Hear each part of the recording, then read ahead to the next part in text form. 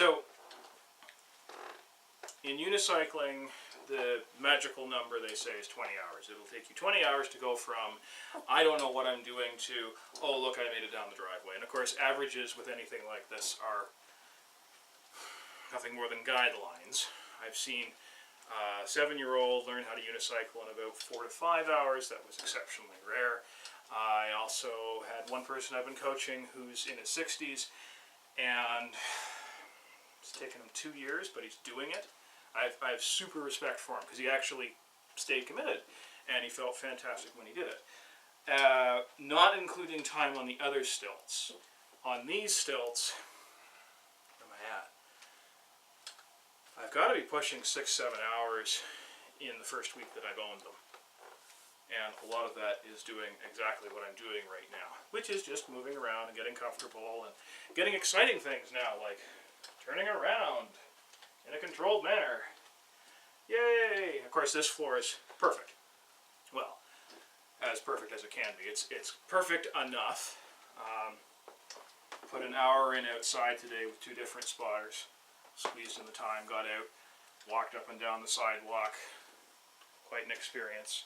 Actually, one of the weirder things is with a spotter, I can take tremendously huge strides.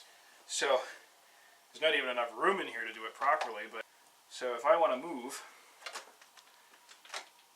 2 steps and I'm across, I can't even take the size of steps I would like to in this space. There's simply not enough headroom. And this pole is 6 feet plus a foot, so, you know, 1 step and I've gone 6.5, 7 feet.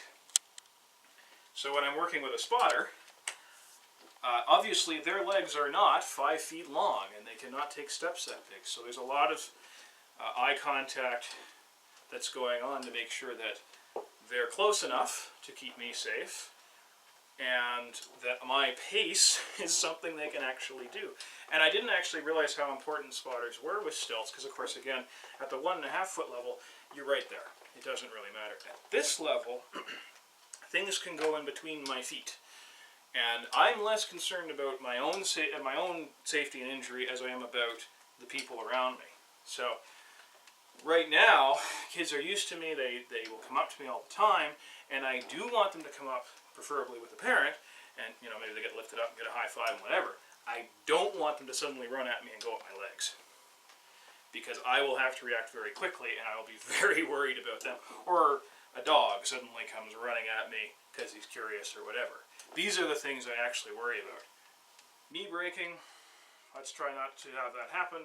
That's my job.